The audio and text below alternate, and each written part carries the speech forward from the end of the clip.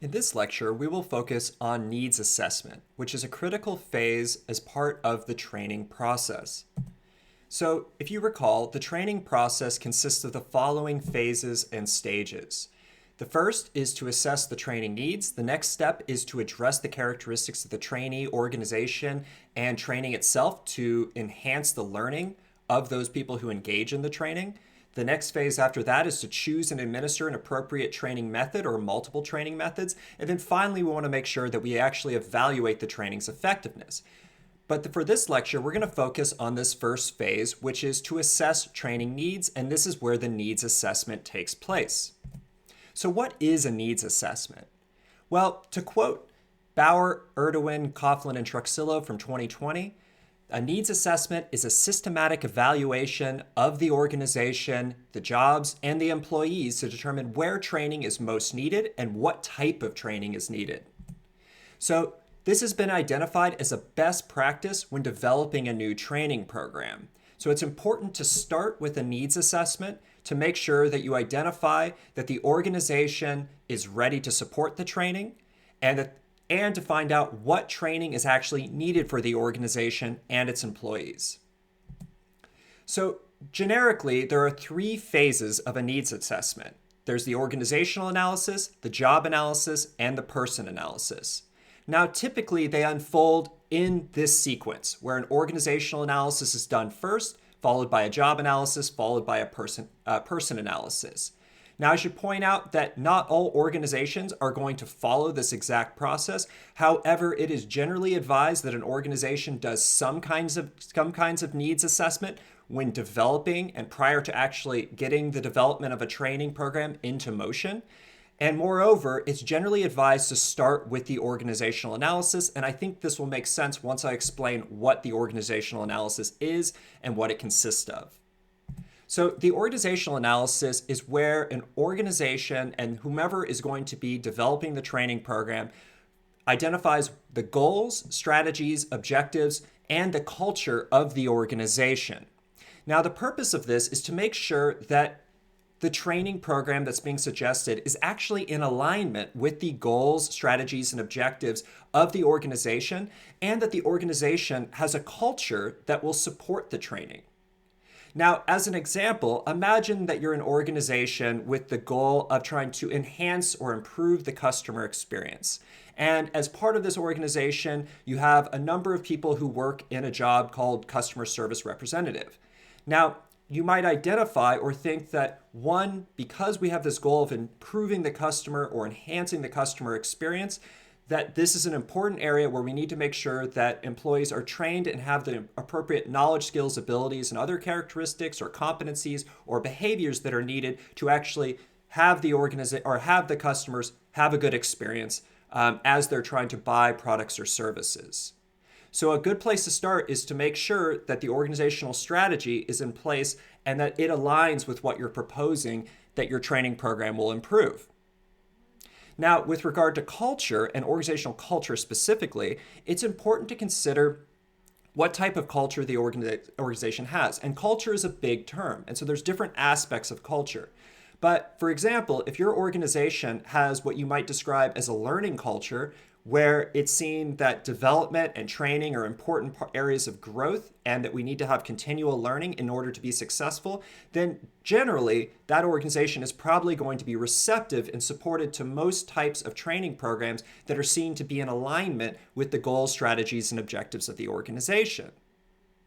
Now, also you can think about too, if you're trying to train, let's say, customer service representatives to be better interpersonally so they can better support and enhance the customer experience, well, you want to think about what type of culture the organization has with regard to interactions between employees and so forth that might already be in place. If this is an organization that takes pride in making sure that everybody within the organization, as well as other stakeholders such as customers, have a good and pleasant experience and have healthy working interactions and relationships, then probably trying to sell or suggest that the organization should do and develop a training program around interpersonal skills for the customer service representatives won't be too difficult. However, if the organization has a very hierarchical, distant, and not very friendly culture, then this could be more challenging to try to persuade the organization, and it could be a recipe for even failure of the training to take hold once it's administered. Now, another aspect of the organizational analysis is to actually identify what resources does the organization have in place that could support this training initiative. Now, this could be the budget or financial resources that the organization has at its disposal to pay trainers, to pay employees for their time away from their normal day-to-day work in order to carry out this training or to be a trainee in this program. But it can also be other types of resources, such as expertise in the training development process itself. Do you have in-house human resource management professionals that are specialists in training and development? Well, if so, that's an asset or that's a resource that the organization can leverage. Now, finally, we also want to consider, as part of this organizational analysis phase, we want to consider and identify the external environment and how it might help or hinder our training program. And specifically, we want to identify things like rules, laws, and regulations that we should be aware of when it comes to training. Now, in certain and specific contexts of training programs, such as safety training, this might be very apparent. We want to make sure that the training is geared toward, for example, any kinds of rules, laws, or regulations around safety behaviors and safety performance in the workplace. So the next phase of a needs assessment is the job analysis. Now, a job analysis in this context, you'll sometimes hear it referred to as a task analysis, and sometimes you'll hear it referred to more specifically as a task KSAO analysis, because that's often the type of job analysis that's used in the context of a training needs assessment. So what do you do as part of a job analysis? Well, in general, the purpose of a job analysis is to identify knowledge, skills, abilities, and other characteristics, or KSAOs, and tasks that are required to perform the job itself. In addition, if you're doing a competency modeling approach, this might include identifying the competencies, and also it's very helpful as far as doing a job analysis that's specific or that is going to be helpful in developing a training program to identify critical incidents. So examples of real world behavior on the job, both good and bad and everything in between, that could be used to help develop training and to even evaluate the training program itself. Now, it's important to have this job analysis in place because you need to make sure you know what the job is and what it entails before you try to train people on all of the job or certain aspects of the job. So the third and final phase of this generic needs assessment is what we call the person analysis. And the person analysis is where we identify what are the employee's current knowledge, skills, abilities, and other characteristics, and any other competencies or behaviors that they're proficient in or possess. This is also where we identify what the employee characteristics are. Often we're focusing on demographics, such as employee age and so forth. Now, the reason that we have a person analysis is that it's not often very efficient or even wise to try to train people on all aspects of the job. Generally, people are probably going to have some skills, some knowledge, some abilities, and other characteristics or competencies that are going to help them do the job or that they're already proficient in to begin with. And this is because often we identify those things, those KSAOs and competencies, when trying to select and hire people for the job in the first place. So for that reason, it's important to identify in the person analysis what can people currently do with respect to their knowledge, skills, abilities, and other characteristics and their competencies. And is there any area of potential deficiency? And when it comes to identifying the employee characteristics such as demographics, this can be helpful. So for example, when you're trying to develop your training program, if you know that you have a wide range of age of your employees, then that might mean that you might have a couple different versions of the training that employees can choose from that might cater to people of different age groups. Or alternatively, let's say that you find that your employees, in terms of their characteristics, those employees working a job have a wide variety of experience and comfort of working with a specific type of technology that's relevant for the job and that's relevant for the training program. In that case, you might actually have a couple different pre-courses for this training program to help employees get up to speed with the technology first, so that way they can get the most out of the training program. Now, one of the big things that we do after we do this needs assessment is we focus specifically on the job analysis and what we found with that, as well as what we found with the person analysis. So we look at the job analysis where we identified what are the KSAOs and competencies required for the job. And then we look at the person analysis where we identify what do those employees currently possess with respect to their KSAOs and competencies. The next thing that we do is we look for any gaps. If we see that employees are unable to do certain aspects of the job that are required of them or essential to the job, in that case, that would be a gap. And that means that there's something that we identified in the job analysis that they cannot do or that certain groups of employees for that job cannot do.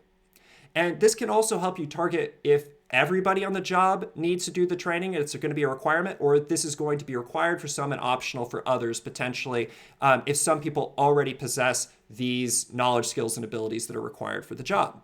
Now, how do you identify as part of that person analysis what levels or which KSAOs and competencies that employees currently possess for that particular job? Well, you can use a number of different tools that maybe already are available in your human resource management environment. So one could be a performance appraisal or performance evaluation tool. If it has different performance dimensions, that might help identify different behaviors, and potentially you can link KSAOs and competencies to those behaviors. And you can see where, on average, people are deficient or where specific segments of people working in that job are deficient in those KSAOs that are needed for that job as identified in the job analysis. So there's other different ways that you could do this too. You could actually assess people formally, specifically before the training as part of the person analysis. But generally, it's good to look at what information do you already have available that can help you identify what knowledge, skills, abilities, and other characteristics and competencies that employees already or currently possess. And then again, using that so you can identify gaps between what they possess or don't possess with respect to what the job actually requires regarding those knowledge, skills, abilities, and other characteristics and competencies. So once you've identified this gap, in other words, what needs to be trained, you want to make sure that you use this to try to develop training goals and objectives. So training goals and objectives are going to be, usually you start with a statement, and as part of that statement includes some kind of evaluative component so that you can actually have a basis for evaluating whether or not the training actually works in the future. So these can be goals not only for the trainees themselves, but also for the trainers.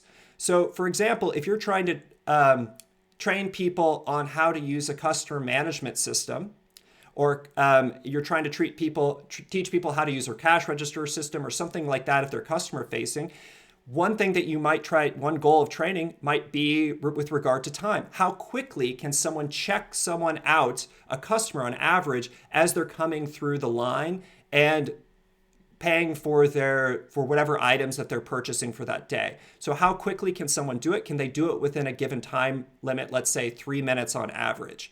So that might be one training goal, is that the employees who become the trainees are going to be able to complete a transaction using the register system, for example, within 3 minutes on average. And so that's something you can assess before, after, and then much later or after people have returned to the job after the training has been completed.